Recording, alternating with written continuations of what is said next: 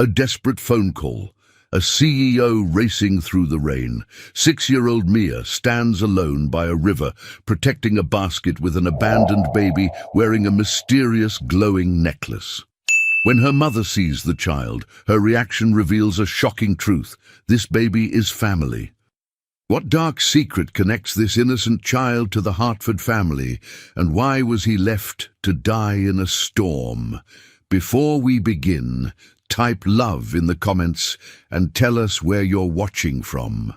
The spring rain fell steadily against the floor-to-ceiling windows of the Hartford mansion, creating rivulets that distorted the manicured gardens beyond. Inside, 6-year-old Mia Hartford pressed her small hands against the glass, watching the droplets race each other downward. Her golden hair was pulled back in a neat ponytail, and her pink raincoat hung by the door, ready for an adventure her nanny had strictly forbidden. "Miss Mia, you need to stay inside today," Carla had said that morning, her round face stern but kind. "The river is high from all this rain. Your father would have my head if anything happened to you." But Mia wasn't like other children who simply obeyed. At 6 years old, she possessed an unusual combination of fearlessness and empathy that often led her into situations that made adults nervous. Her father, Richard Hartford, CEO of Hartford Industries, was used to getting emergency calls from nannies and teachers about his daughter's latest rescue mission. Whether it was bringing home stray animals or defending kids at school who were being picked on, today something pulled at Mia stronger than any warning. Through the rain-streaked window, she could see the willow trees near the river bending in the wind, their branches seeming to beckon her. The family's estate sprawled across 15 acres of prime Connecticut countryside, with most of it wild and unexplored. Mia's favorite place was the secluded bend in the river, where her father had promised to build her a treehouse someday when she was older. She glanced over her shoulder. Carla was in the kitchen, and her mother, Catherine, was at one of her charity luncheons in the city. Her father was at his office downtown, probably in another endless meeting. Mia bit her lip, weighing the consequences of disobedience against the mysterious feeling that she needed to go outside. Something was out there. She could feel it. Making her decision, Mia quietly slipped on her pink raincoat and her small rain boots. She knew the house's layout perfectly, every exit, every blind spot where the security cameras didn't quite reach. Her father's security team was good, but they were trained to watch for threats coming in, not for a 6-year-old girl sneaking out. The side door near her father's study was her escape route. She pushed it open slowly, wincing at the slight creak, and stepped into the cool afternoon rain. The drops were larger than she'd thought, immediately soaking through her hood. But Mia pressed forward. The grass was slick beneath her boots as she made her way across the lawn toward the tree line. The river was about a quarter-mile from the house, hidden behind a grove of old oak trees and the drooping willows that her mother always said made the estate look properly romantic. As Mia walked, she sang quietly to herself, a habit she had when she was nervous. Her father always said she had his mother's voice, clear and sweet. When she reached the river, Mia stopped, her breath catching. The water was indeed high, rushing past with a force she'd never seen before. Branches and debris tumbled along the current, and the usually peaceful riverbank was muddy and treacherous. For a moment, Mia reconsidered her decision. Maybe Carla had been right. Maybe she should go back. Then she heard it, a sound that didn't belong to the storm. A tiny cry, barely audible over the rain and rushing water. Mia's heart hammered in her chest. She knew that sound. She'd heard it when her cousin's baby sister was born last year. It was the cry of an infant. "Hello?" Mia called out, her small voice nearly swallowed by the wind. "Is someone there?" The crying continued, and Mia followed it, carefully picking her way along the riverbank. Her boots squelched in the mud, and branches caught at her coat, but she pushed forward. The sound grew louder, more urgent, until she saw it, a wicker basket wedged between 2 rocks at the water's edge, caught before the current could sweep it away. Mia's eyes widened. Inside the basket, wrapped in a soaked blue blanket, was a baby. A real, living baby with dark hair plastered to its tiny head, mouth open in a desperate wail. But what caught Mia's attention most was the necklace around the infant's neck, a simple cord holding a stone that glowed with an eerie green light, pulsing like a heartbeat. "Oh no, oh no, oh no," Mia whispered, rushing forward. She'd seen enough adult panic to know this was an emergency. The basket was tilting dangerously as the water pulled at it, and the baby was getting wetter by the second.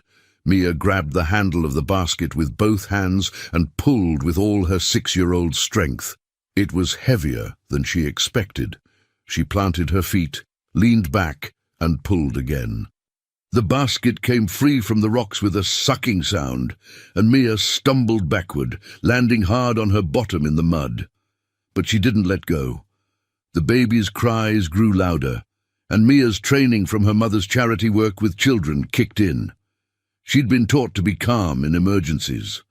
"It's okay, baby," Mia said softly, even though her own heart was racing. "I've got you. You're safe now." With shaking hands, Mia pulled out her phone, a simple device her father had given her for emergencies only. She dialed the number she knew by heart, the one that always answered no matter what, her father's direct line. In his corner office at Hartford Tower, Richard Hartford was reviewing quarterly reports when his phone buzzed with a call from Mia's emergency line. He answered before the second ring, already standing up. "Mia? What's wrong?" His deep voice was sharp with instant concern. "Daddy!" Mia's small voice came through, trembling but trying to be brave. "Daddy, I found a baby." Richard felt his blood run cold. "What? Mia, where are you? Are you safe?" "I'm by the river, Daddy. The baby was in a basket in the water. I pulled him out, but he's so wet and cold and he keeps crying, and there's something glowing on him, and I don't know what to do." The words tumbled out faster and faster until Mia was nearly crying herself. "Stay exactly where you are," Richard commanded, already grabbing his coat and car keys. "Don't move. Don't touch anything else. I'm coming right now. Do you understand me, Mia?" "Yes, Daddy, but please hurry. The baby needs help." "I'm already in the elevator." "Keep talking to me. Describe exactly what you see." As Mia described the basket, the soaked blanket, and the strange, glowing necklace, Richard was already calling his head of security with his other phone, barking orders for an ambulance and police notification. His mind raced through possibilities: an abandoned child, a kidnapping gone wrong, a trafficking situation. None of them good. His car screeched out of the underground parking garage, and Richard broke every speed limit getting home. 15 minutes had never felt so long. Mia's voice stayed on the line the entire time, talking to both him and the baby, trying to comfort the tiny stranger with the same gentle tone she used with injured birds. When Richard's black Mercedes tore up the private drive and he saw his little girl crouched by the river, mud-covered and soaking wet, but holding that basket like her life depended on it, something cracked in his chest. Mia looked up at him with those big blue eyes, her mother's eyes, and said, "I couldn't leave him, Daddy. He needed help." Richard dropped to his knees beside her, pulling both Mia and the basket into his arms. The baby's cries had weakened to whimpers, and Richard could see the child was dangerously cold. He shrugged off his suit jacket and wrapped it around the basket, then lifted both his daughter and the mysterious infant into his arms. "You did good, sweetheart," he said hoarsely. "You did so good. Let's get you both inside." The ambulance was pulling into the circular drive as Richard carried his precious cargo toward the house. Carla stood at the door, her hand over her mouth in shock. The security team surrounded them, and Richard barked orders while paramedics rushed forward to check both children. Mia was fine, wet and muddy, but unhurt. The baby, however, was hypothermic and needed immediate medical attention. As the paramedics worked, Richard finally got a clear look at the infant. A boy, maybe 2 months old, with delicate features and that startling dark hair, and the necklace, that glowing green stone that seemed to pulse with its own inner light. "Sir, we need to take the infant to the hospital," the lead paramedic said. "He's stable, but needs monitoring." "I'm going with you," Richard said firmly. "Mia, you stay here with Carla." "But Daddy—" "No arguments. You've been very brave, but you need to get warm and dry now. I'll call you from the hospital, I promise." As the ambulance pulled away with Richard inside, holding the mysterious baby, Carla wrapped Mia in warm towels and led her inside. The security team began a sweep of the riverbank, looking for any clues about how the basket had ended up there, and Mia, despite her exhaustion, couldn't stop thinking about that glowing green necklace and the strange pull she'd felt to go to the river in the first place. At Hartford General Hospital, doctors swarmed the infant. Richard stood outside the examination room, pacing and fielding calls. The police had been notified, and detectives were already on their way to interview him and process the scene. Child Protective Services had been alerted. The wheels of bureaucracy were turning, but all Richard could think about was Mia's voice on the phone saying, "I couldn't leave him, Daddy." That's when his phone rang again. His wife, Catherine. "Richard, what's going on? I just got a call from Carla saying there was an emergency. Is Mia okay?" "Mia's fine, but we have a situation." Richard quickly explained what had happened, leaving out the detail about the glowing necklace. Something about that detail felt too strange to mention yet. "A baby? Someone abandoned a baby on our property?" Catherine's voice rose. "Richard, this is serious. We need to distance ourselves from this immediately." The press can wait, Catherine. There's a child who needs help.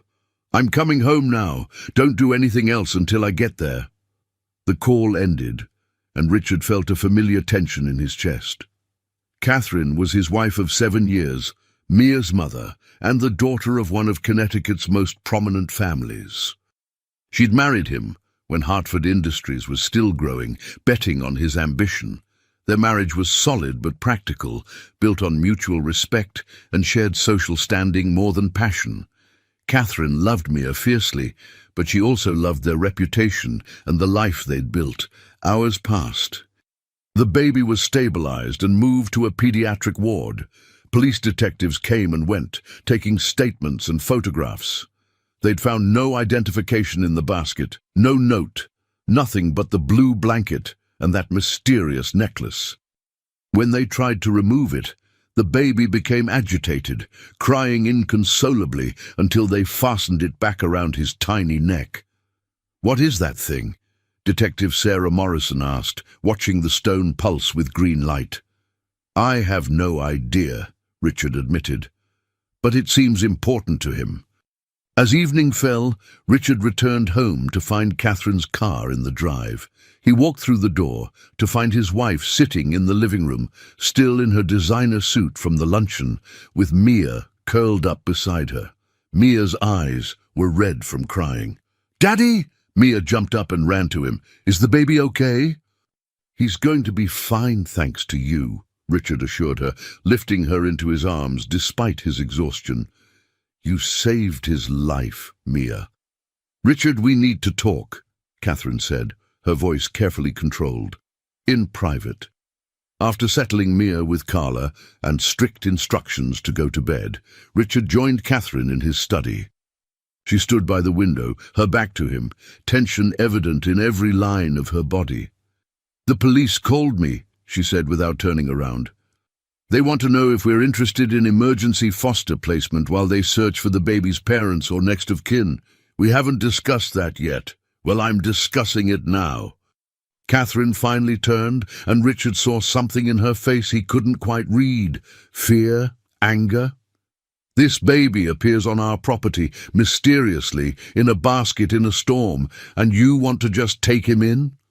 Richard, think about what this looks like. It looks like we're helping a child in need. It looks like we might be involved somehow." Catherine's voice cracked. The media will have a field day. People will ask questions. Our reputation... Since when do you care more about reputation than doing what's right? Catherine's eyes filled with tears, which shocked Richard. His wife didn't cry. In 7 years of marriage, he'd seen her cry maybe 3 times. You don't understand.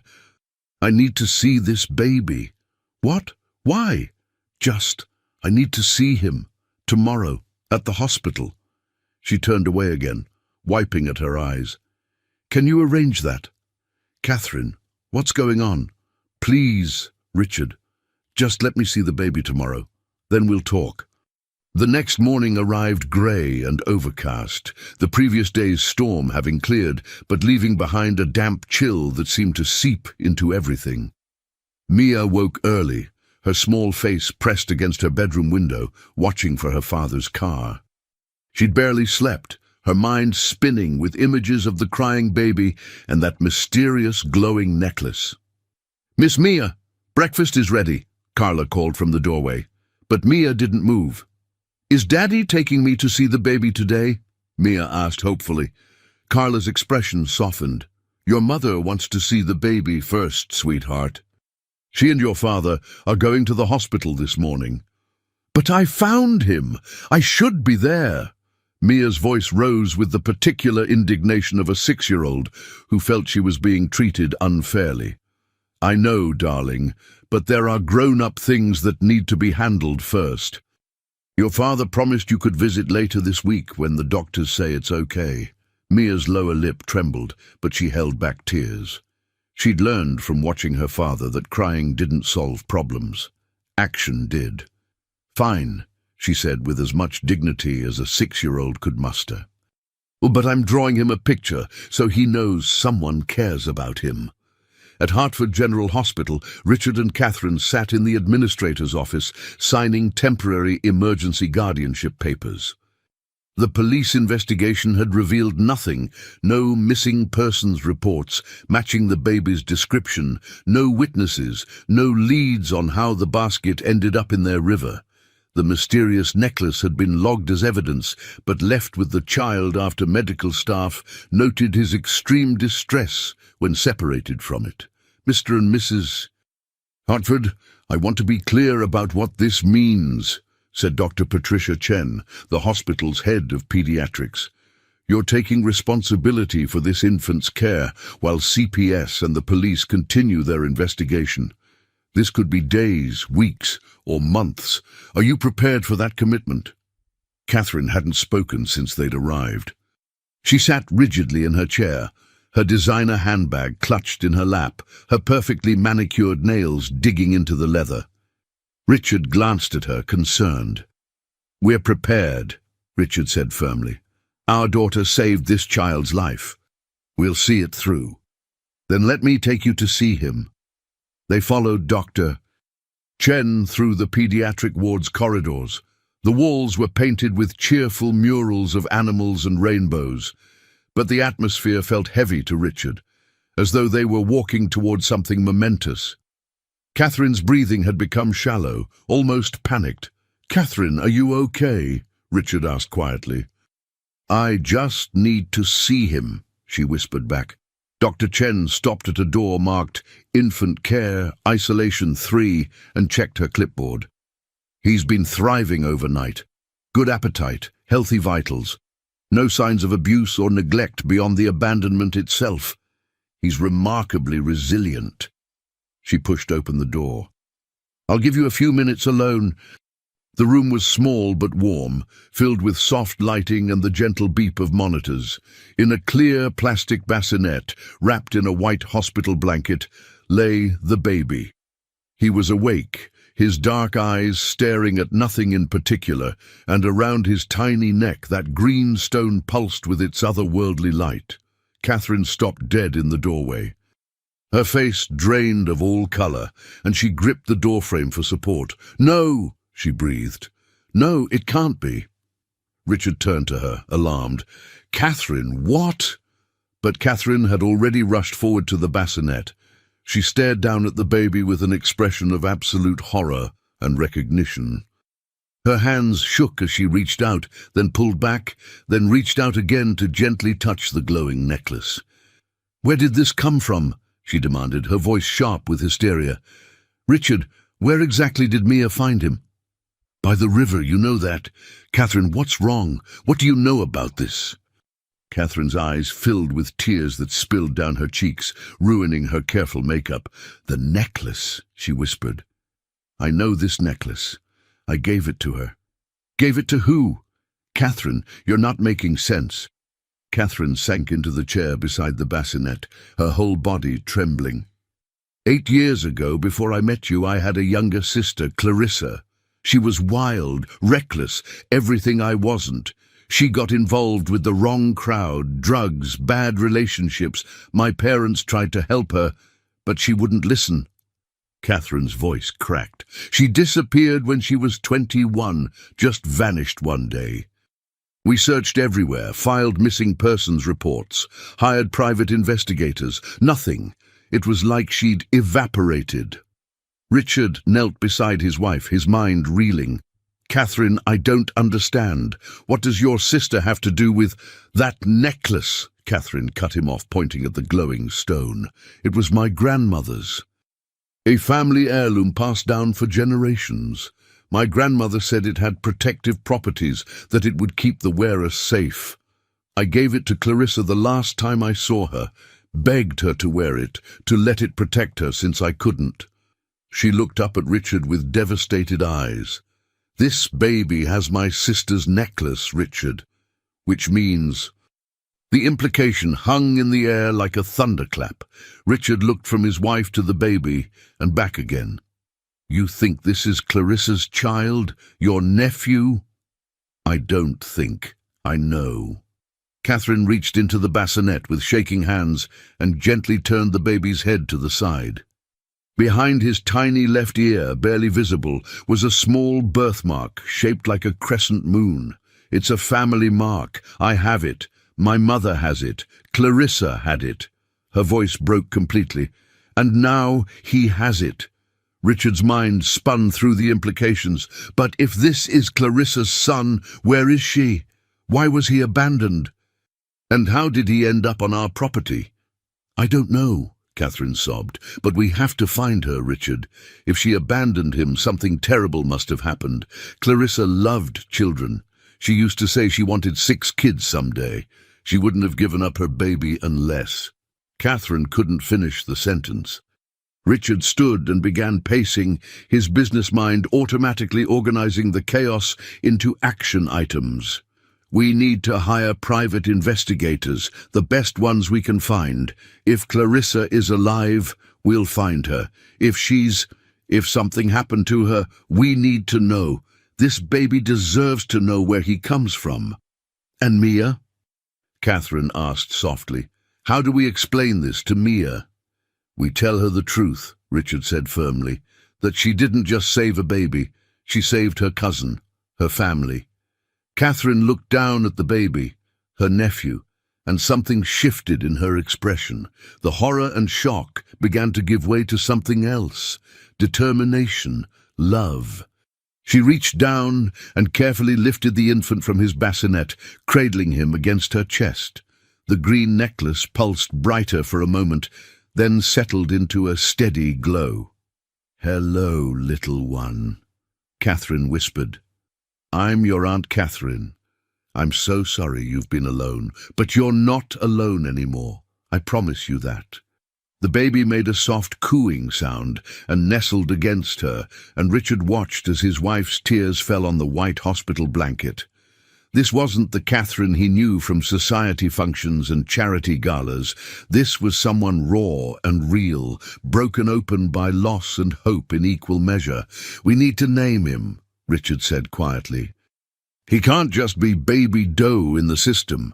Catherine looked up, her eyes red but fierce. "Clarissa loved the stars. She used to drag me out at night to watch meteor showers, to point out constellations. She said stars were proof that beautiful things could exist in darkness." She looked down at the baby. "His name should be Tyler. It means rest and comfort, because he's finally safe. He's finally come to rest with family who will love him. Tyler Hartford, Richard said, testing the name. Until we find Clarissa, until we know his real last name, he's Tyler Hartford, our son. Catherine nodded through her tears. Our son. At the Hartford mansion, Mia had spent the morning creating an elaborate welcome picture for the baby. She'd used every crayon in her box, drawing a house with a river beside it, a little girl holding a basket, and a baby with a glowing green circle around its neck. At the top, in her careful 6-year-old handwriting, she'd written, "Welcome home, baby. Love, Mia." When Carla received the call that Mr. and Mrs. Hartford were bringing the baby home that afternoon, she sprung into action. The guest room nearest to Mia's was converted into a temporary nursery. Baby supplies that Catherine had secretly stored in the attic after Mia outgrew them were brought down and assembled. Within hours, the mansion was ready to welcome its newest resident. Mia heard the car pull up and raced to the front door, her drawing clutched in her hand. She burst outside just as her mother climbed out of the car, holding a bundle wrapped in a blue blanket. "Mommy! Is that him? Is that the baby?" Catherine's eyes were red, but she was smiling, a real smile that Mia rarely saw. "Yes, darling. This is Tyler. He's going to stay with us." "Tyler," Mia repeated, trying out the name. She peered at the sleeping infant in her mother's arms. "He's so small. Is he going to be okay?" "He's going to be more than okay," Catherine said, her voice thick with emotion. "Mia, there's something important we need to tell you. This baby, Tyler, he's not just any baby, he's family." Mia's eyes widened. "Family? Like a brother?" "Like a cousin," Richard said, joining them from the other side of the car. "Mia, do you remember how Mommy has a sister who went away a long time ago?" Mia nodded slowly. She'd heard whispers about Aunt Clarissa, the mysterious sister who was never discussed at family gatherings, whose photos had been quietly removed from the halls. "Well," Richard continued, kneeling down to Mia's level, "we think Tyler is Aunt Clarissa's son, which makes him your cousin. And because Aunt Clarissa isn't here right now, we're going to take care of him. All of us as a family." Mia's face transformed with wonder and joy. "I have a cousin. I saved my cousin." She looked at Tyler with new eyes, reaching out to gently touch his tiny hand. "I'm Mia," she said seriously, as if the baby could understand. "I'm your cousin, and I found you, and I'm going to protect you forever." The baby's hand closed around Mia's finger, and the green necklace flared briefly with light. Mia gasped with delight. "Mommy, Daddy, did you see that? He knows me. He knows I'm family." Catherine and Richard exchanged glances over their children's heads. The mystery of the necklace was just one of many questions that needed answering. But for now, in this moment, with Mia beaming and Tyler safe in Catherine's arms, they had something precious. Hope. Inside the house, Carla had prepared a feast for dinner, sensing that the family needed something to celebrate despite the strangeness of the situation. As they gathered around the table, with Tyler sleeping peacefully in a portable bassinet beside Catherine, Mia chatted excitedly about all the things she would teach Tyler when he got bigger. "I'll show him my favorite hiding spots," Mia said between bites of mashed potatoes, "and the best trees for climbing, and where the fish swim in the river in summer, and I'll teach him to be brave, because sometimes being brave is scary, but you have to do it anyway." "That's very wise, Mia," Richard said, his heart swelling with pride for his remarkable daughter. "Daddy," Mia said suddenly, her face turning serious, "why did Aunt Clarissa leave Tyler by the river? Doesn't she love him?" The question hung in the air, and Catherine's fork clattered against her plate. Richard reached over and squeezed his wife's hand. "We don't know why yet, sweetheart," Richard said carefully, "but we're going to find out. Sometimes grown-ups make choices that don't make sense to us, but there's usually a reason. We have to trust that Aunt Clarissa did what she thought was best, even if we don't understand it yet." Maybe she was scared, Mia suggested. Maybe she needed someone to help her baby, and she knew we would because we're good people. Maybe, Catherine said softly. Maybe she did. That night, after Mia was tucked into bed, and Tyler was settled in his new nursery, Catherine and Richard sat in Richard's study, a bottle of whiskey on the desk between them. Richard had made calls to 3 different private investigation firms, choosing the most discreet and capable. They would begin searching for Clarissa immediately. "What if we don't find her?" Catherine asked, staring into her glass. "What if she's dead, Richard? What if that's why Tyler was abandoned? Then we raise him as our own," Richard said firmly. "We give him the life Clarissa would have wanted for him. We make sure he knows he's loved. And if we do find her, if she's alive but in trouble or—" Catherine couldn't finish. "Then we help her however we can. She's family, Catherine, and family doesn't turn their back on family no matter what." Catherine nodded, but Richard could see the fear in her eyes. Fear of what they might discover. Fear of what the truth might cost them. But beneath the fear, there was something stronger: determination. In the nursery, Mia had snuck out of bed and was sitting on the floor beside Tyler's crib, her small hand reaching through the bars to hold the babies. The green necklace cast a soft glow over both children, pulsing in rhythm with their breathing. "I'll keep you safe, Tyler," Mia whispered. "I promise. Whatever happened, whatever made your mommy leave you, I'll make sure nothing bad ever happens to you again. That's what family does." Tyler stirred in his sleep, his tiny fingers tightening around Mia's, and the necklace glowed brighter, as if sealing a covenant between the 2 children. In that moment, something profound shifted in the Hartford house. They were no longer just a wealthy family going through the motions of life. They were united by purpose, by love, and by the mysteries yet to be solved. 3 weeks passed in a blur of adjustment and investigation. The Hartford mansion transformed around its newest resident. Tyler's presence brought an energy to the stately home that had been missing. The sound of a baby's laughter, the midnight feedings, the controlled chaos of bottles and diapers and tiny socks that somehow disappeared in the laundry. Mia took her role as protective cousin with fierce seriousness. She insisted on helping with every feeding, every diaper change, every bath. She read him stories from her picture books, showed him her favorite toys, and spent hours simply watching him sleep, marveling at his tiny perfection.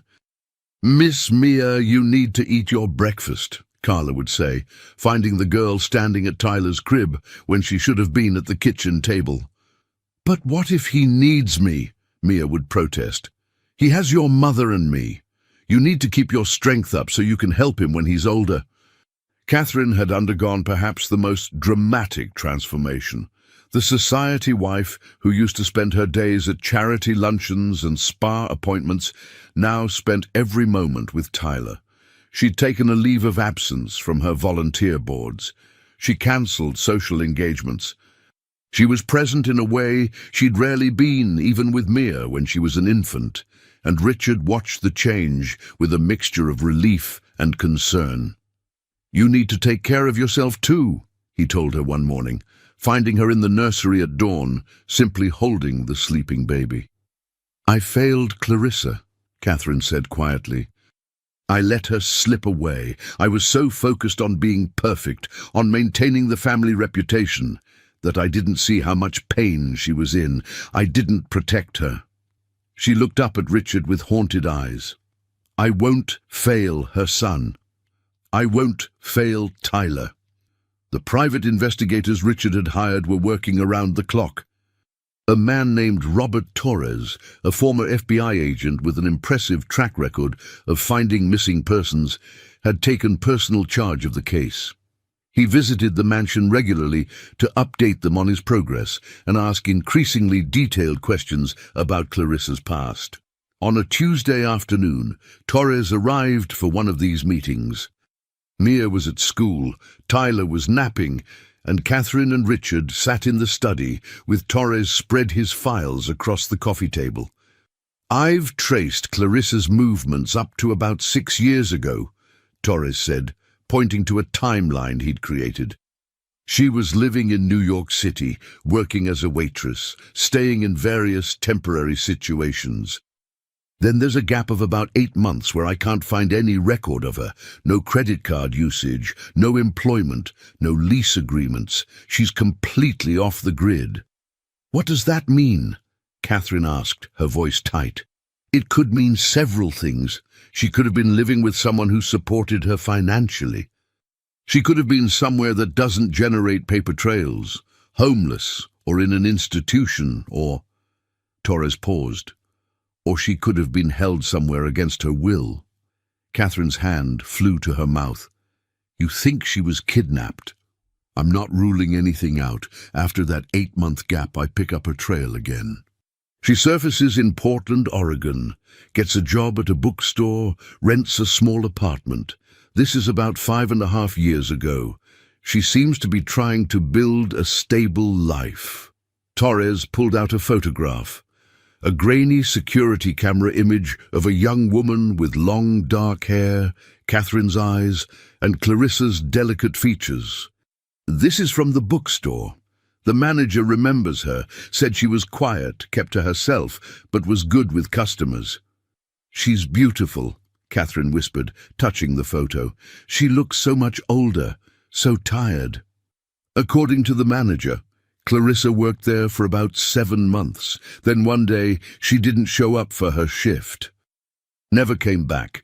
The manager went to her apartment to check on her, but Clarissa had already cleared out, left no forwarding address, no explanation. When was this? Richard asked. Almost exactly 5 years ago. Which, if Tyler is approximately 3 months old now, would align with Clarissa being in the early stages of pregnancy when she disappeared from Portland. Catherine did the math in her head. So she was pregnant, alone, scared enough to run from her job and apartment. Where did she go? That's what I'm trying to find out. The trail goes cold again for several years. Then 6 months ago, I get a hit. Torres pulled out another document. A woman matching Clarissa's description was treated at a free clinic in Hartford, this very city, Mrs. Hartford. She was approximately 6 months pregnant at the time. She gave a fake name, but the clinic keeps detailed notes, and the description matches, including. He pointed to a specific notation. The birthmark behind her left ear. Richard and Catherine exchanged shocked glances. Clarissa was here, in Hartford, 6 months ago? It appears so. The clinic staff remember her because she seemed frightened. She refused to give any contact information or allow them to file her information with any government systems. She paid in cash. They convinced her to come back for one more checkup a month later, but she never showed. But why would she come here? Catherine's voice rose. If she needed help, why wouldn't she come to us? We're her family. Torres's expression was gentle, but firm. Mrs. Hartford, from what you've told me about Clarissa's relationship with your family before she disappeared, is it possible she didn't think she'd be welcome? That she was ashamed or afraid of judgment? Catherine's face crumbled. I made her feel that way. When she started using drugs, when she dropped out of college, my parents and I, we lectured her. We told her she was throwing her life away, that she was an embarrassment to the family. We gave her ultimatums instead of support. Tears streamed down her face. She came back here, pregnant and desperate, and she probably thought we'd reject her. Reject her baby. Richard moved to sit beside his wife, pulling her into his arms. Catherine, you can't know that. You can't blame yourself for choices Clarissa made. But I can, Catherine sobbed. Don't you see? She was so close. She was right here in our city carrying Tyler, and instead of coming to us, she felt she had no choice but to abandon him in a river. What kind of desperation does that take? What kind of fear? Torres cleared his throat. There's more. I've been investigating the area where the baby was found. Your property backs up to several miles of undeveloped woodland. About 2 miles upstream, there's an abandoned factory from the industrial era. Local police say it's sometimes used by homeless populations for shelter. I went there yesterday." He pulled out his phone and showed them photos. Someone's been living in a small section of the factory. Recently, there's evidence of a fire pit, some basic supplies, children's items. "Do you think it was Clarissa?" Richard asked. "I found this." Torres held up an evidence bag. Inside was a water-damaged journal, its pages warped but legible. It was hidden under a loose floorboard. "I haven't read it extensively, that's for you to do if you choose, but I read enough to confirm it belonged to your sister, Mrs. Hartford, and it mentions the baby. It mentions choosing your property to leave him." Catherine reached for the journal with shaking hands. She opened it carefully and immediately recognized the handwriting, Clarissa's distinctive slanted script. The entries were dated, the most recent just 4 weeks ago, the day before Mia found Tyler. "I can't do this anymore," Catherine read aloud, her voice breaking. "I've tried so hard to be strong, to provide for him, but I'm failing. He deserves better than a mother who can barely feed herself, who jumps at every shadow, who's too afraid to take him to a real doctor when he gets sick. He deserves the life I can never give him." Richard squeezed his wife's shoulder as she continued reading. "I've been watching the Hartford house for weeks. I've seen my sister there, so perfect, so put together. I've seen her little girl playing in the yard. That should be me. That should be my life. But I ruined everything, and I can't ruin him too. The only thing I can give my son is a chance at the life I destroyed. Catherine is his aunt. That little girl is his cousin. They'll take care of him. They have to." Catherine couldn't continue. She clutched the journal to her chest and wept.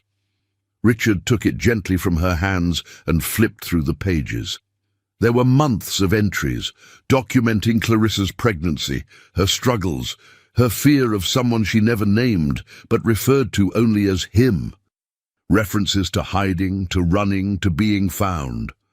"Torres, she was running from someone," Richard said grimly. "She says here, if he finds me, he'll take the baby. I can't let that happen. I'll never let that happen." Torres nodded.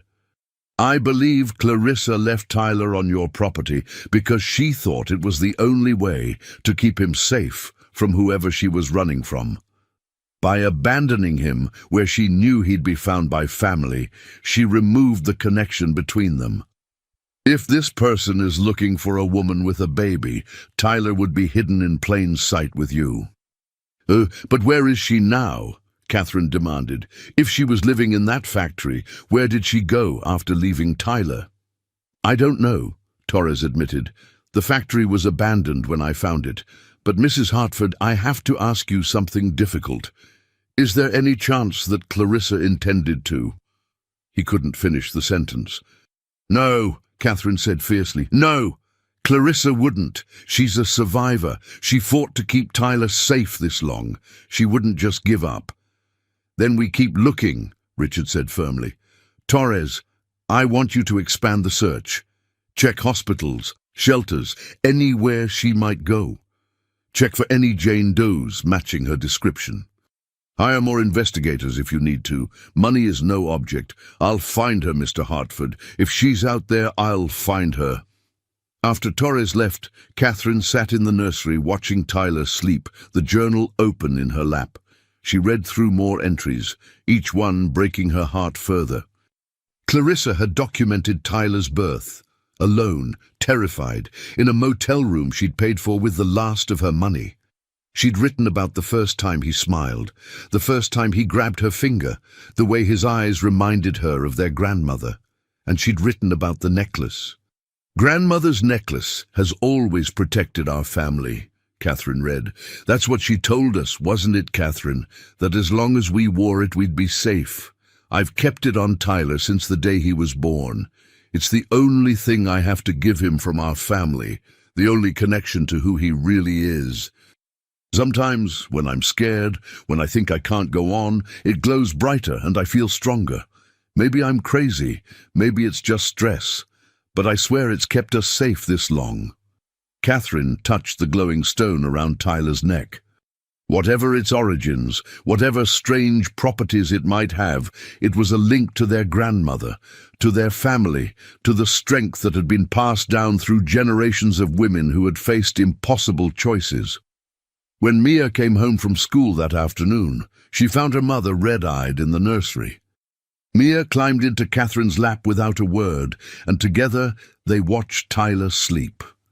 "Did the private man find Aunt Clarissa?" Mia asked quietly. "Not yet, sweetie, but he's getting closer. He found out that she was living near here and that she left Tyler with us on purpose because she wanted him to be safe." "Mike, she must love him very much," Mia said wisely. "To give him away, to keep him safe, that's a hard kind of love." Catherine marveled at her daughter's insight. "Yes, darling, it's the hardest kind of love there is. When we find her, I'll tell her thank you," Mia declared. "Thank you for trusting us with Tyler. And I'll tell her that we're keeping him safe, just like she wanted, and that she can come home now, that we're her family, and families forgive each other." That night, as Richard and Catherine prepared for bed, they talked about next steps. The investigation would continue. They'd hired a security team to watch for anyone suspicious near the property, in case whoever Clarissa was running from came looking. They'd begun the process of formal adoption, preparing for the possibility that Clarissa might never come back, or might not be in a position to care for Tyler, even if they found her. "What if she is alive, but doesn't want to be found?" Catherine asked. "What if she's building a new life somewhere, and we disrupt it?" "Then we respect her wishes," Richard said, "but we make sure she knows that Tyler is safe, loved, and waiting for her if she ever wants to come back. We don't pressure her, we let her know she's not alone, that she never was." Catherine nodded, but her mind was elsewhere, working through the journal entries, trying to piece together who Clarissa had been running from and why. The entries mentioned a man who'd seemed charming at first, who'd swept Clarissa off her feet, who'd become controlling and then dangerous. References to debts, to threats, to Clarissa realizing too late that she'd gotten involved with someone connected to organized crime. "Richard," Catherine said slowly, "what if the person Clarissa was running from finds out we have Tyler? What if they come here?" "Then we protect him," Richard said without hesitation. "That's what family does. We protect each other, no matter the cost." In the nursery, the green necklace pulsed steadily, its light casting shadows on the walls. Mia had snuck in again, as she did most nights, to sleep on the floor beside Tyler's crib. As both children slept, the necklace's glow seemed to extend, creating a protective circle of light around them both. The mystery of Clarissa's disappearance, of Tyler's abandonment, of the danger that might still be lurking, all of it loomed ahead like storm clouds on the horizon. But in that moment, in that room, there was peace, there was family, there was love strong enough to face whatever challenges lay ahead. And somewhere in the darkness beyond the Hartford estate, a woman watched from the shadows, her heart breaking and healing in equal measure as she saw her son safe in the arms of family, protected by the very sister she'd been too afraid to face. The next 2 months brought a deceptive calm to the Hartford household, the kind of stillness that precedes a storm. Tyler thrived under their care, growing stronger and more alert each day. At nearly 4 months old now, he smiled constantly, real smiles that lit up his whole face, especially when Mia sang to him or made funny faces. The green necklace remained around his neck, its glow steady and reassuring, though Catherine had taken it to 3 different gemologists who all claimed they'd never seen anything like it. "It's not any stone I can identify," the last expert had said, holding it up to the light. "It has properties of jade, but the luminescence is. Well, it's impossible, frankly. Stones don't generate their own light, yet this one does." Mia had started first grade but rushed home every day to spend time with Tyler. She'd made him a chart tracking all his firsts. First smile, first time he grabbed a toy, first time he slept through the night. She talked to him constantly, telling him stories about their family, about the day she found him, about the adventures they'd have when he was older. "When you're big like me," Mia told him one afternoon, "I'll teach you to ride a bike. And we'll build that treehouse Daddy promised. And I'll show you the secret place by the river where I found you, so you'll know how brave you were, even when you were tiny." Catherine had hired a team of nannies, but she remained Tyler's primary caretaker. She'd learned the specific way he liked to be held, the exact temperature he preferred his bottles, the particular lullaby that soothed him when nothing else worked. Richard often found her in the nursery late at night, simply watching Tyler sleep, her fingers tracing the outline of the glowing necklace. "You need to sleep too," he'd tell her gently. "What if she comes back tonight?" Catherine would whisper. "What if Clarissa finally comes home and I'm not awake to hear her?" But Clarissa didn't come home. Torres and his team had followed every lead, interviewed dozens of people, checked surveillance footage from across the state. They'd found evidence that Clarissa had been moving through a network of women's shelters and safe houses, always staying ahead of someone, never settling down. The trail was faint but persistent, like breadcrumbs leading deeper into a dark forest. Then, on a crisp October morning, everything changed. Richard was in his home office, reviewing contracts, when Torres called with urgency in his voice. "Mr. Hartford, I need you and your wife to come to my office immediately. I've found something." An hour later, Catherine and Richard sat across from Torres in his downtown office.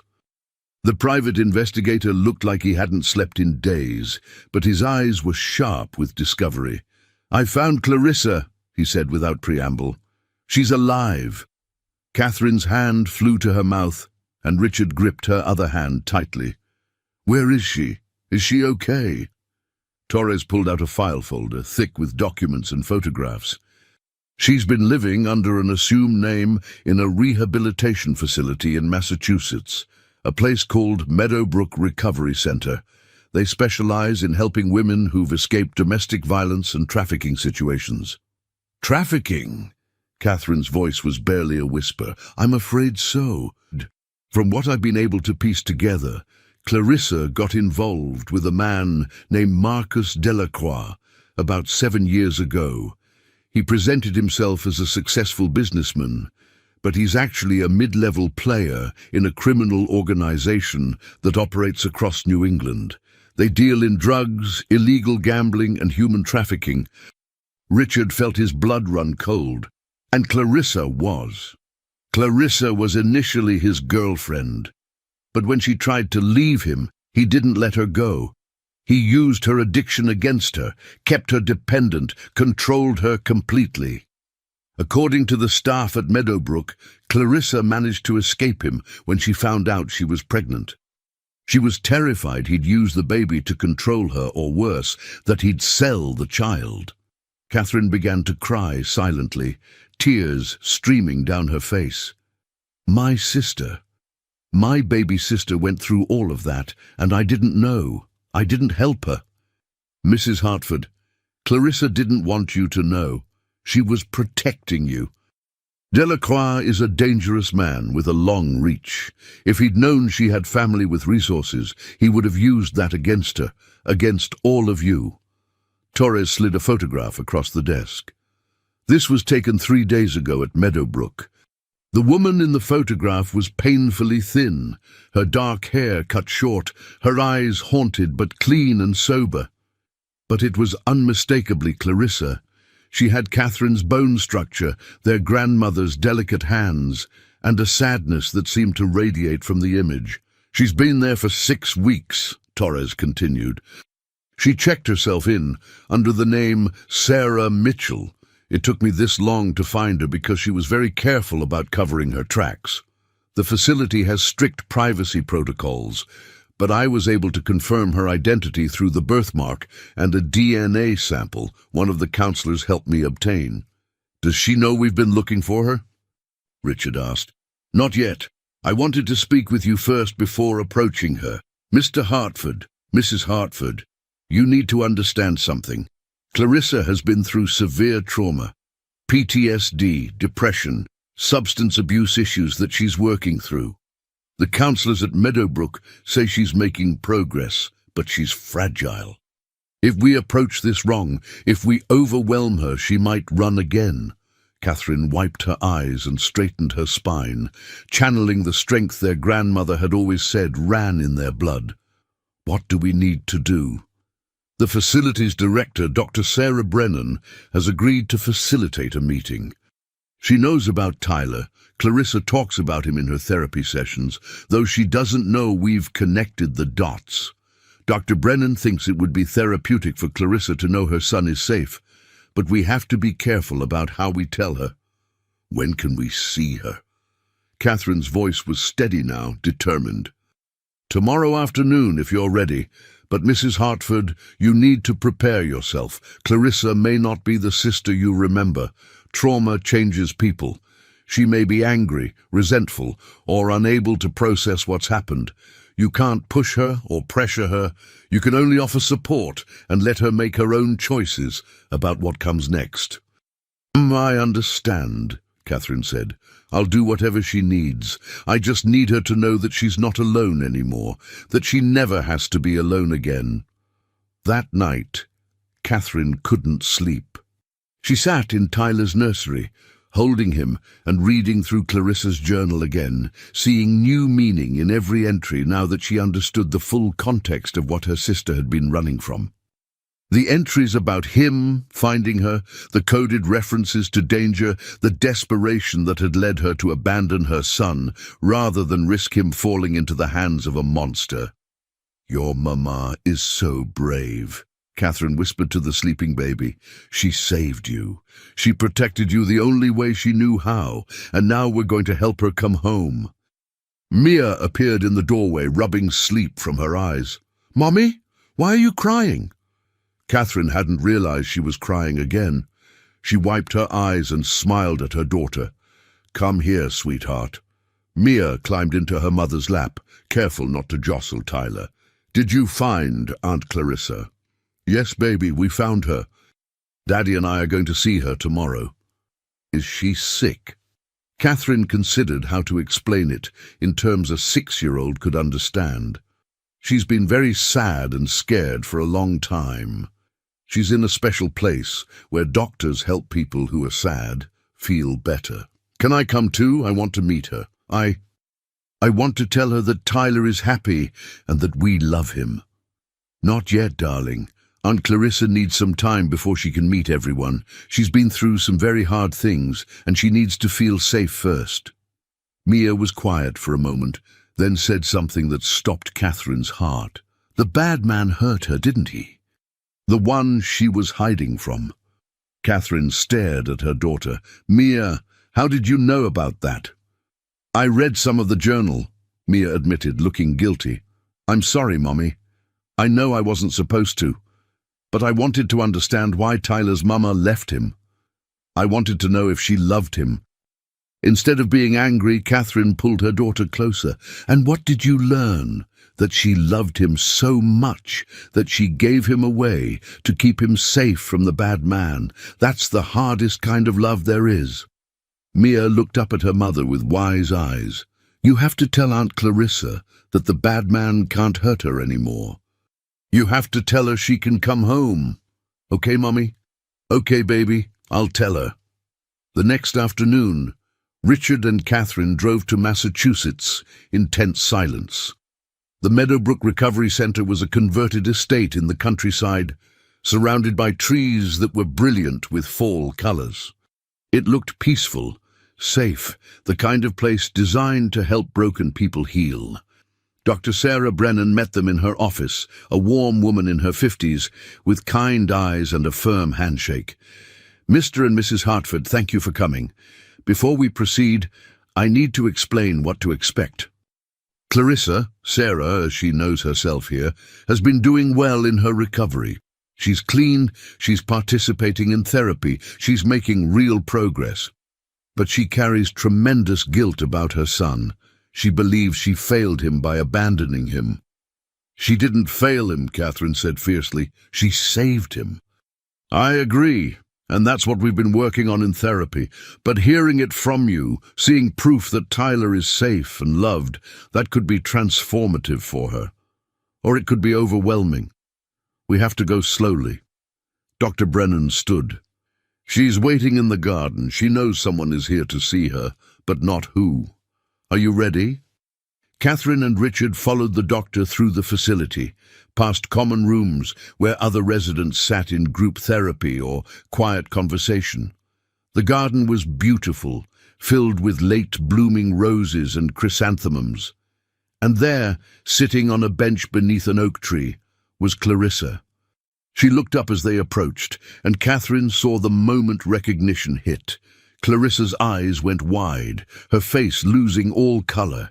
She stood, stumbling backward, looking like she might run. "Clarissa," Catherine said, her voice breaking, "please, please don't run." Clarissa froze, her eyes darting between Catherine and Richard, clearly trying to understand what was happening. "How did you find me? You can't be here. It's not safe. He might—" "Marcus Delacroix can't hurt you anymore," Richard said firmly. "We know everything, Clarissa. We know what he did to you. We know why you ran. And we know about Tyler." At the sound of her son's name, Clarissa's legs seemed to give out. She sat back down on the bench hard, her hands covering her face. "Tyler. Is he? Did he?" Catherine rushed forward and dropped to her knees in front of her sister. "He's alive. He's healthy. He's beautiful, Clarissa. Mia found him exactly where you left him, and we've been taking care of him. He's safe. He's home." Clarissa looked up, tears streaming down her thin face. "Mia? Your little girl found him?" "She saved him," Catherine said, taking her sister's hands. "She pulled him out of the river, called for help, refused to leave his side. She's been helping me take care of him every single day. She talks to him about you. She tells him stories about his brave mama who loved him enough to make sure he was safe." Clarissa sobbed, deep, wrenching sobs that shook her entire body. Catherine pulled her into a hug, and Clarissa collapsed against her, crying like she hadn't allowed herself to cry in years. "I'm so sorry," Clarissa gasped. "I'm so sorry for everything. For disappearing, for not coming to you, for leaving my baby in a river like he was nothing." "Stop," Catherine said firmly, pulling back to look her sister in the eye. "You listened to me," Clarissa rose. "You protected your son from a monster. You made the hardest choice any mother could make because you knew it was the only way to keep him safe. You are not a failure. You are a hero. But I should have come to you sooner. I should have asked for help instead of—" "I made you feel like you couldn't," Catherine interrupted, her own tears falling now. "When you were struggling, when you were using, I lectured you instead of listening. I judged you instead of helping you. I made you think your family would reject you. That's on me, Clarissa. That's my failure, not yours." Clarissa shook her head weakly. "You don't understand what I've done, Catherine. The things I did to survive, the people I hurt." "I don't care," Catherine said fiercely. "I don't care about any of that. You're my sister. You're Tyler's mother. And you're coming home. Not today, not until you're ready. But when you are ready, we'll be waiting. All of us, your family." Richard knelt beside them, adding his presence to their circle. "Clarissa, I've already spoken with our lawyers. We can provide protection, resources, whatever you need to feel safe. Delacroix won't touch you or Tyler. I promise you that." "He's powerful," Clarissa whispered. "He has connections everywhere. If he finds out I have family with money—" "Then let him find out," Richard said with cold determination. "Let him try something. I have resources too, Clarissa. Legal, financial, and yes, physical protection if necessary. You're not alone anymore. You don't have to fight by yourself." Dr. Brennan, who had been watching from a respectful distance, approached. Clarissa, remember what we talked about in therapy, about letting people help you, about trusting that you deserve safety and love. Clarissa nodded weakly, looking between her sister and Richard with an expression of desperate hope mixed with terror. Can I see him? Can I see Tyler? I don't expect to, I know I gave up my rights when I left him, but if I could just see him, just know he's really okay. You didn't give up anything, Catherine said. You're his mother. You will always be his mother. And yes, you can see him whenever you're ready. The visit stretched into hours. They sat in the garden as the autumn sun moved across the sky, and Clarissa told them everything. About meeting Marcus when she was 21, broken and lost after dropping out of college. About how charming he'd seemed at first, how he'd promised to take care of her. About the slow realization that she was trapped, that he controlled every aspect of her life. About the drugs he'd supplied that kept her dependent. About the things he'd made her do, the people he'd forced her to interact with. When I found out I was pregnant, something shifted, Clarissa said, staring at her hands. I'd lost myself completely, but I couldn't lose my baby. I couldn't let him grow up in that world. I planned my escape for months, waited until Marcus was out of the state on business, and then I ran. The necklace, Catherine said. Grandmother's necklace. You kept it all those years. Clarissa touched her throat where the necklace had hung for so long. It was the only thing of value I had, but I could never bring myself to sell it. Grandmother always said it would protect us. When Tyler was born, I put it on him, and I swear, Catherine, sometimes it felt like it was keeping us safe, like it was guiding me where to go, warning me when danger was close. She laughed weakly. I know that sounds crazy. It doesn't, Catherine said, thinking of the way the stone glowed brighter when Tyler was upset, the way it pulsed in rhythm with his heartbeat. I've seen it. There's something about that necklace, Clarissa. Something our grandmother knew. As the afternoon wore into evening, they made plans. Clarissa would continue her treatment at Meadowbrook for another month, completing the program and building the strength she needed to face the world again. Torres would continue monitoring for any sign of Delacroix or his associates.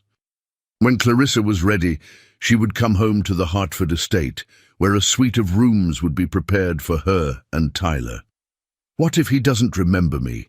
Clarissa asked quietly as they prepared to leave. What if he sees me as a stranger? Then we'll help him remember, Catherine promised.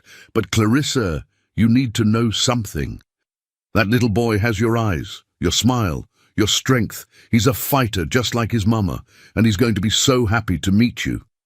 On the drive home, Catherine was quiet, processing everything. Richard reached over and squeezed her hand. You did well today. I let her down for so many years, Catherine said softly. I was so focused on maintaining appearances, on being the perfect daughter, the perfect wife, I forgot how to just be a sister. You're getting a second chance now, you both are. At home, Mia met them at the door, her face eager with questions. Did you see Aunt Clarissa? Is she nice? When can she come home? When can I meet her? Catherine scooped up her daughter and held her tight. She's wonderful, baby. She's sad and scared, but she's wonderful, and she's so grateful to you for saving Tyler. Can I show her my chart, the one that shows all of Tyler's firsts, so she knows what she missed but also knows we took good care of him? Catherine's heart swelled. That's perfect, Mia. She would love that. That night, as Catherine fed Tyler his bedtime bottle, she told him about his mother, about how brave Clarissa was, how much she loved him, how hard she'd fought to keep him safe. The baby gazed up at her with those dark eyes, Clarissa's eyes, and the green necklace pulsed with steady light. Your mama's coming home, Catherine whispered. She just needs a little more time to get strong. But she's coming, Tyler, and we're going to be a family, all of us together. The next month was a time of careful preparation and cautious hope. Catherine visited Clarissa at Meadowbrook 3 times a week, sometimes bringing Mia, sometimes going alone. The sisters slowly rebuilt their relationship, sharing memories of their childhood, talking through the years they'd lost, planning for a future that had seemed impossible just weeks before. Mia took to visiting with enthusiasm, bringing her chart of Tyler's milestones and chattering about everything her cousin would need to learn when he got bigger. Clarissa would sit and listen, tears streaming down her face as this brave 6-year-old described the life her son was living, the love he was receiving. "I made him a drawing," Mia said during one visit, pulling a picture from her backpack. "It's of all of us together. See? There's Daddy and Mommy and me and Tyler and you. We're all holding hands by the river. But this time it's sunny and there's no basket because Tyler doesn't need rescuing anymore. He's home." Clarissa took the drawing with shaking hands and pressed it to her chest. "Mia, you're an angel. Do you know that? You're my son's guardian angel." "I'm just his cousin," Mia said matter-of-factly. "That's what family does. We take care of each other." Meanwhile, Torres had been working with law enforcement to build a case against Marcus Delacroix. The information Clarissa provided about his operations, combined with evidence Torres had gathered, was enough for the FBI to open a formal investigation. Delacroix was being watched, his movements tracked, his organization slowly being dismantled from within. "He doesn't know about Tyler," Torres assured them during a security briefing at the Hartford mansion. As far as Delacroix knows, Clarissa disappeared alone. The baby wasn't registered in any system under her real name, and she covered her tracks well. He's looking for a woman on the run, not a family with a child. "What happens when he finds out she has a son?" Richard asked. "If he finds out, we'll be ready. I've installed a state-of-the-art security system here. The local police have been briefed. And I've hired a team of private security contractors who will maintain a discreet presence on the property. Delacroix isn't stupid. He knows the FBI is closing in. The last thing he'll want is to draw more attention by going after a wealthy, well-connected family." Catherine wasn't entirely reassured, but she trusted Richard and Torres to handle the security aspects. Her focus was on Clarissa's recovery and preparing Tyler for the eventual reunion with his mother. She'd started showing the baby photographs of Clarissa, telling him stories about his mama, holding the photos close so Tyler could see Clarissa's face. One afternoon, as Catherine was doing this, Tyler reached out and touched Clarissa's photograph, his tiny hand pressing against his mother's image. The green necklace flared so brightly that Catherine gasped, and for just a moment she could have sworn she felt something, a warmth, a presence, a connection that transcended the physical distance between mother and child. "She's coming soon, baby," Catherine whispered. "Your mama's coming soon." The day finally arrived in mid-November. Clarissa had completed her program at Meadowbrook and was being discharged. Dr. Brennan had given her clearance to leave, with the stipulation that she continue outpatient therapy and attend support group meetings. Clarissa was clean, healthy, and ready to face her future, and her son. The plan was for Catherine to pick up Clarissa in the morning and bring her home. Mia was at school, which Richard would pick her up from early so she could be home for the reunion. Tyler was with Carla, being dressed in a special outfit Mia had picked out, a soft blue onesie that matched his blanket from the day he was found. As Catherine drove to Meadowbrook, her phone rang. It was Torres, and his voice was tense. "Mrs. Hartford, we have a situation. Delacroix made a move. He's been asking questions about Clarissa, showing her photograph around Hartford, offering money for information. Someone at the clinic where Clarissa went during her pregnancy talked. He knows about the baby." Catherine's blood ran cold. "How much does he know?" "Not enough. He knows there was a baby, but not where the baby is, or that Clarissa left him with family. But Mrs. Hartford, he's actively looking now. We need to be very careful about Clarissa coming to the estate." If he's watching her known associates, your family connections, he might make the link. What do you suggest? Bring her home, but we'll take extra precautions. I'm sending additional security to the estate now. Do not deviate from your planned route. Stay in public places. I'll have people watching. Catherine's hands trembled on the steering wheel, but she forced herself to remain calm. She'd come too far to let fear stop her now. Understood. We'll be careful. At Meadowbrook, Clarissa was waiting with her few possessions in a small duffel bag. She looked nervous but determined, wearing clothes Catherine had brought her during previous visits. When she saw Catherine's expression, her face fell. What's wrong? Did something happen? Is Tyler okay? Tyler's fine, Catherine assured her quickly. But we need to talk in the car. As they drove, Catherine explained the situation. Clarissa's face went through a range of emotions: fear, anger, guilt, and finally a steely determination that reminded Catherine of their grandmother. I won't let him hurt my son, Clarissa said flatly. I won't let him use Tyler to get to me. If I need to disappear again, if I need to leave— No, Catherine said firmly. No more running, Clarissa. We face this together as a family. You, me, Richard, the kids. We have resources, protection, legal power. Delacroix is about to find out what it means to go after a Hartford. You don't know him, Catherine. He's ruthless. He doesn't care about laws or consequences. And he doesn't know us, Catherine interrupted. He's used to preying on vulnerable women alone, but you're not alone anymore, and you're not vulnerable. You're a mother fighting for her child, and there is nothing more powerful than that. The drive home felt both too long and too short. Every mile brought them closer to Tyler, to home, to safety. But it also brought them closer to whatever confrontation might be brewing with Delacroix. When they pulled up to the Hartford estate, Clarissa stared at the mansion with wide eyes. This is where you live. Catherine, this is a palace.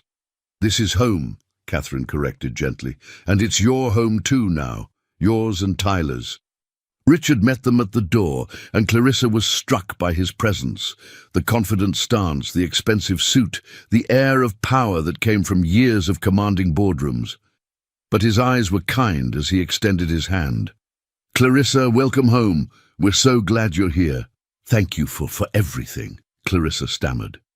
For taking care of Tyler, for finding me, for— You don't have to thank us, Richard said warmly. Your family. This is what family does. Mia appeared then, having been waiting impatiently despite instructions to give the adults time to talk. Aunt Clarissa! She shouted, running forward and throwing her arms around Clarissa's waist. You're here. You're really here. Tyler is going to be so excited. I told him every day that his mama was coming, and now you're here. Clarissa dropped to her knees, eye level with Mia, tears streaming down her face. You're Mia. You're the one who saved my son. I'm your niece, Mia corrected. And yes, I found Tyler. But you saved him first by making sure he was someplace safe where family would find him. You're the hero, Aunt Clarissa. Clarissa pulled Mia into a hug, sobbing into the little girl's shoulder. Catherine and Richard stepped back, giving them space, both fighting their own tears. After a moment, Mia pulled back and took Clarissa's hand. Do you want to meet Tyler now? He's in the nursery with Carla. I've been showing him your picture every day, so he'll recognize you. Clarissa looked at Catherine, panic and hope warring in her expression. Is it okay? Can I? He's your son, Clarissa. Come on. They walked through the house, and Clarissa tried to take it all in. The elegant furnishings, the family photographs on the walls, the obvious wealth and security that her son had been living in. It was everything she'd wanted for him, everything she could never have provided. At the nursery door, Clarissa paused, her hand on the doorknob. What if he cries? What if he's afraid of me? Then we'll go slowly, Catherine said. We'll give him time.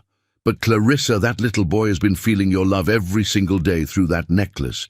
He knows you, even if he doesn't remember you. Clarissa pushed open the door. The nursery was beautiful, painted in soft blues and greens, filled with toys and books and love. Carla stood by the crib, and in it, propped up on pillows, was Tyler. He'd grown so much in the 3 months since Clarissa had last seen him. His dark hair was thick now, his eyes bright and alert, and around his neck the green necklace glowed with steady light. "Oh, my God!" Clarissa breathed, frozen in place. "He's so big. He's so beautiful." Tyler turned his head at the sound of her voice, and something extraordinary happened. The necklace blazed with brilliant green light, brighter than Catherine had ever seen it. Tyler's face broke into a huge smile, and he reached out his arms toward Clarissa, making excited, gurgling sounds. "He knows you," Catherine whispered. "Clarissa, he knows you." Clarissa rushed forward, her legs finally remembering how to work.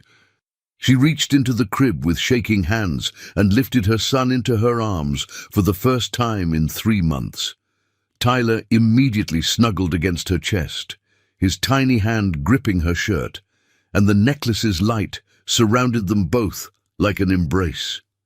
"My baby," Clarissa sobbed, holding him close. "My sweet, perfect baby. Mama's here.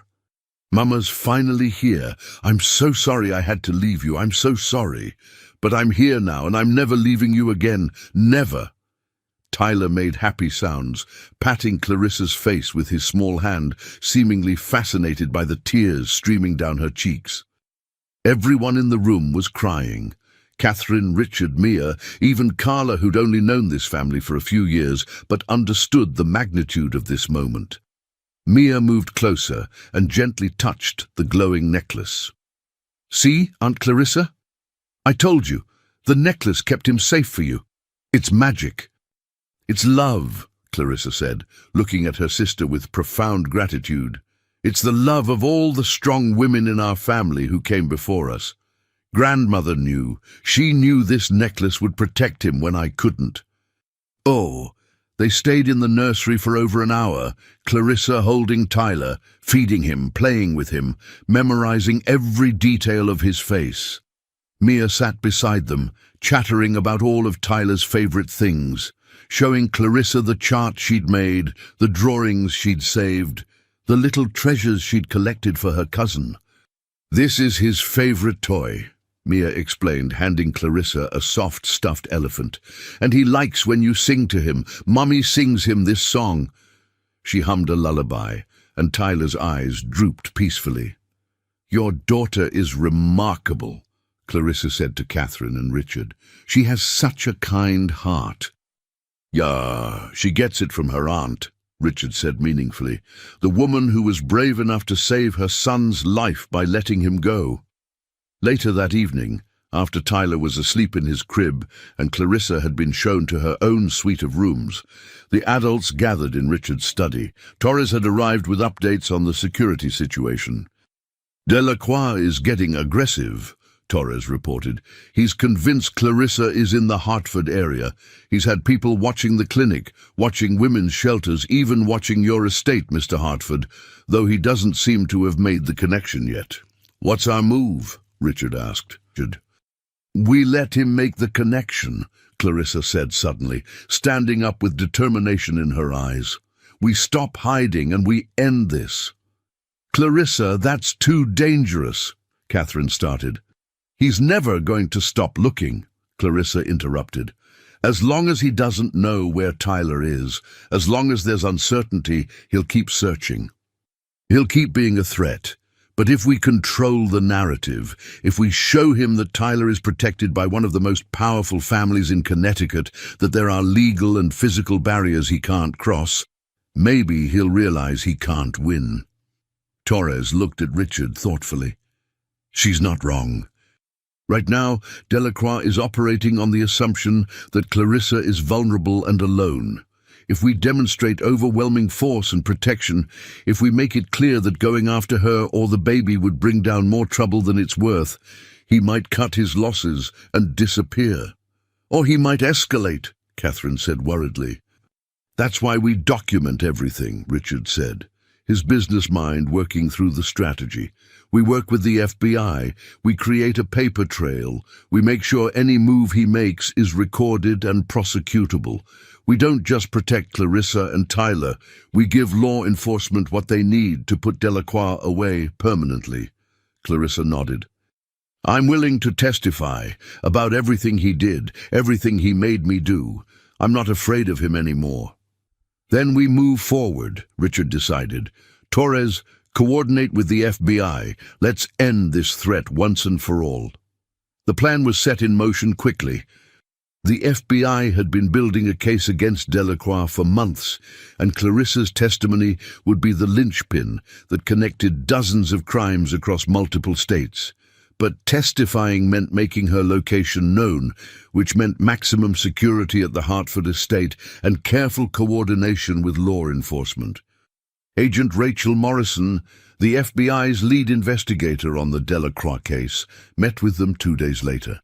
She was a sharp woman in her 40s, with kind eyes but a no-nonsense demeanor. Ms. Hartford, I'm sorry, Ms. Rose, she addressed Clarissa, using her maiden name. Your testimony could bring down one of the most prolific trafficking operations in New England, but I won't lie to you. The moment you go on record, Delacroix will know exactly where you are. We can provide protection, but there's always a risk. I understand, Clarissa said firmly, but I have my son back now. I have my family. I'm not running anymore. Whatever it takes to make sure Tyler is safe, that other women are safe from him, I'll do it. Agent Morrison nodded approvingly. Good. We'll schedule your deposition for next week. Until then, stay on the estate, stay alert, and trust the security team Mr. Torres has assembled. The days leading up to the deposition were tense, but also filled with joy.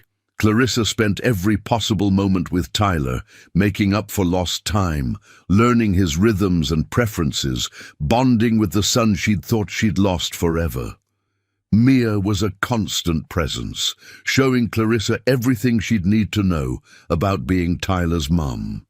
He doesn't like peas, Mia would say seriously, but he loves sweet potatoes, and you have to warm his bottles to exactly the right temperature, not too hot and not too cold, and when he's fussy, you walk around with him like this. She demonstrated her specific bouncing walk that she'd developed over months of helping care for Tyler. Clarissa watched her niece with wonder. Mia, you've taken such good care of him. I could never thank you enough.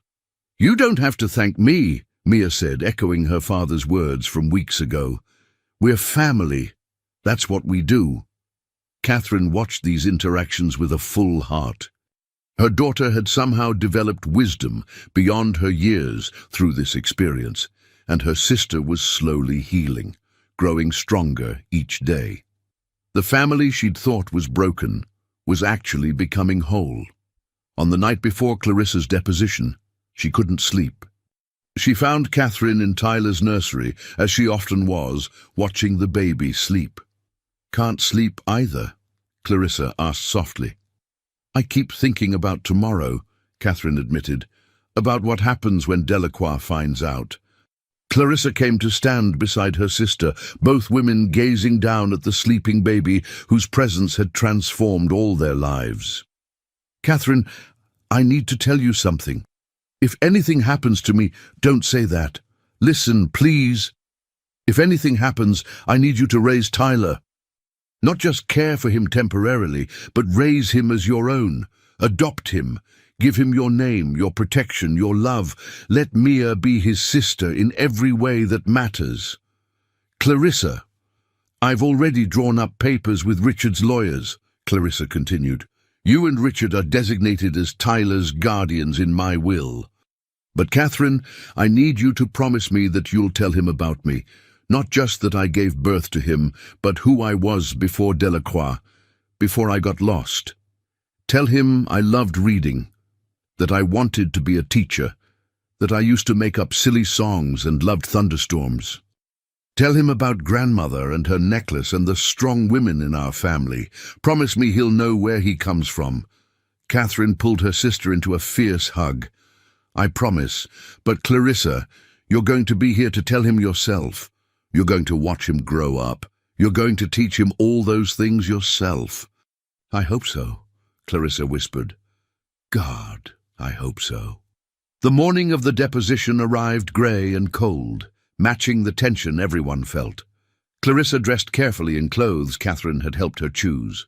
Professional but not too formal, strong but not aggressive. She looked at herself in the mirror and saw someone she barely recognized, a woman who'd survived hell and come out the other side. "You've got this," she told her reflection. "You're doing this for Tyler, for every woman Delacroix hurt. You're strong enough." The deposition took place at FBI headquarters downtown. Clarissa rode in an unmarked vehicle with Agent Morrison, while Richard and Catherine followed in a separate car. Torres's security team maintained a discreet perimeter. Mia was at home with Carla and Tyler, with additional security watching the estate. Inside the sterile conference room, Clarissa faced a panel of FBI agents, federal prosecutors, and recording equipment. For 6 hours, she told them everything. About meeting Delacroix, about the gradual control he'd exerted over her life, about the drugs and the isolation and the threats, about the other women she'd seen him abuse, about the things she'd been forced to participate in that still haunted her nightmares. She told them about getting pregnant and realizing she had to escape or her son would be trapped in that life. About planning her escape, about the terrifying months on the run, about making the impossible decision to leave Tyler somewhere he'd be found by family who could protect him in ways she never could. By the time she finished, there wasn't a dry eye in the room. Agent Morrison squeezed her hand. "Miss Rose, you've given us everything we need. Marcus Delacroix is going to prison for the rest of his life, and we're going to shut down his entire organization. You're incredibly brave." "I'm just a mother," Clarissa said, exhausted but relieved. "I did what any mother would do." They left the building in late afternoon, everyone tense and alert. The testimony was sealed, but they all knew word would get back to Delacroix quickly. He had sources in places he shouldn't, people on his payroll who fed him information. The question was what he would do when he found out. The answer came that night. The Hartford family had just finished dinner, a celebration of sorts marking Clarissa's successful deposition and their determination to move forward as a family. Mia was telling a long, rambling story about her day at school, and Tyler was in Clarissa's arms, fighting sleep but determined to stay awake for the interesting voices around him. That's when the security system's alarm shrieked to life. Torres burst into the dining room, his hand on his concealed weapon. "Everyone, to the safe room, now!" Richard didn't hesitate. He scooped up Mia, while Catherine grabbed Clarissa and Tyler, and they all ran for the reinforced safe room Richard had had installed in the mansion's basement. Behind them, they could hear Torres barking orders into his radio, calling for backup, coordinating the security response. In the safe room, Mia clung to her father, crying now, while Clarissa held Tyler close, the baby finally screaming from the commotion. Catherine pulled them all together, her heart pounding but her mind clear. They were safe here. This room could withstand anything. Above them they could hear sounds, shouts, crashes, what might have been gunshots. Mia buried her face in Richard's chest. "Daddy, what's happening?" "Everything's going to be okay, sweetheart," Richard said with a confidence he didn't quite feel. "The security team is handling it. We're safe here." Minutes felt like hours. Finally, Torres's voice came through the intercom. "All clear. Mr. Hartford, you can come out. Police are en route." They emerged cautiously to find the house still intact, but with signs of struggle. Broken furniture, scattered papers. Torres met them with a grim expression. Delacroix sent a team. 4 men, armed. They tried to breach the perimeter. My team intercepted them before they reached the house. He turned to Clarissa. "They were asking for you specifically. They weren't here to rob the place. They were here for you and the baby." Clarissa's face went white, and she clutched Tyler tighter. The baby had quieted, seemingly sensing his mother's fear, and the green necklace glowed protectively around his neck. "Where are they now?" Richard demanded. "Detained and turned over to police. Agent Morrison is on her way. This was a federal offense: interstate kidnapping attempt, conspiracy, assault on federal witnesses. Mr. Huntford, this actually works in our favor. Delacroix just handed us everything we need to arrest him tonight." Indeed, within hours, Agent Morrison called with news that made everyone breathe easier. Marcus Delacroix had been arrested at his nightclub in Providence, charged with multiple federal crimes, including the attempted kidnapping tonight. His phone records showed he'd ordered the attack directly. His entire organization was being rolled up, associates arrested, assets seized, victims contacted and offered protection. "It's over," Morrison told them. "He's going to federal prison for the rest of his life. He can't hurt you anymore, any of you." Clarissa sank into a chair, Tyler in her arms, and finally allowed herself to fall apart. Catherine knelt beside her, holding both her sister and her nephew, while Mia wrapped her small arms around all of them, and Richard stood guard over his family. "It's really over?" Clarissa whispered. "It's really over," Catherine confirmed. "You're free, Clarissa. You and Tyler are free." The weeks that followed were busy with legal proceedings, interviews and therapy sessions, but they were also filled with healing and joy. Clarissa formally moved into the Hartford mansion, her suite of rooms becoming a true home. She started outpatient therapy, attended support groups, and slowly rebuilt her life with the support of her family. Tyler thrived with his mother back in his life. The bond between them was profound and immediate, as though the time apart had never happened. The green necklace continued to glow around his neck, a constant reminder of the family's strength and love. Mia took her role as big cousin seriously, already planning all the adventures they'd have when Tyler was old enough to walk and talk and explore. She'd started a new chart tracking his development. First time Mama fed me, first time I laughed at Mia's jokes, first time the whole family was together. One evening, as winter's first snow began to fall, the family gathered in the living room. A fire crackled in the fireplace, casting warm shadows. Tyler was doing tummy time on a blanket, while Mia encouraged him to reach for toys. Clarissa sat nearby, her face peaceful in a way Catherine hadn't seen since they were children. Richard was reading a book, but kept looking up to smile at his family. Catherine watched them all, her husband, her daughter, her sister, her nephew, and felt a completeness she'd never known she was missing.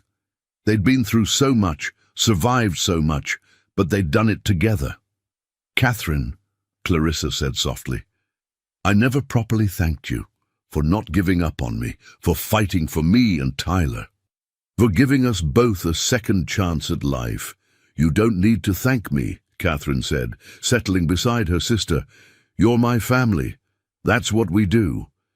Mia looked up from where she was playing with Tyler. "That's what I always say. See, Aunt Clarissa? We Hartfords stick together. We're a team." "Yes, we are," Clarissa agreed, pulling Mia into a hug. "The best team in the world." As the snow fell outside and the fire burned warm inside, Tyler finally managed to grab the toy Mia had been encouraging him to reach for. He made a triumphant sound, and the green necklace flared with light. Everyone cheered for him, and the baby beamed, not understanding why, but delighted by the attention and love surrounding him. "You know," Richard said thoughtfully, "someday Tyler is going to ask about that necklace, about how he came to us, about everything that happened. And we'll tell him the truth," Clarissa said firmly. "That his mother loved him enough to make the hardest choice, that his cousin saved his life, that his family fought for him, that he was born from struggle but raised in love." She looked at the glowing stone. "And that our grandmother's gift protected him when nothing else could. It's a good story," Mia decided. "A true story. And it has a happy ending." "Yes, it does," Catherine agreed, pulling her daughter close. Thanks to a brave little girl who wouldn't let go of a basket in the rain. Mia giggled. I had to save him, Mommy. He's family. As the evening wore on, Tyler fell asleep on the blanket, surrounded by his family. Mia eventually curled up against her mother, fighting sleep but not wanting to miss a moment. Clarissa leaned against her sister, both women watching the children with hearts full of gratitude and hope. We made it, Clarissa whispered.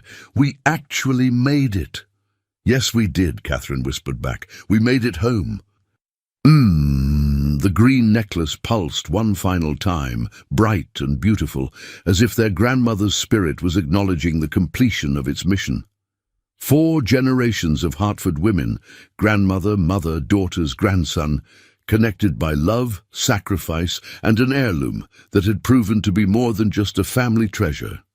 It was a symbol of the strength that ran through their blood, the courage that defined them, and the unbreakable bonds of family that could survive anything. Outside, the snow continued to fall, blanketing the Hartford estate in pristine white. Inside, a family that had been broken was now whole. A baby who had been abandoned now had a mother, an aunt, an uncle, and a fiercely protective cousin. A woman who had been lost had found her way home. A marriage had deepened through shared purpose. A child had learned that bravery sometimes means doing the hardest thing because it's the right thing. And a mysterious green necklace glowed softly in the firelight, its work complete, its promise fulfilled.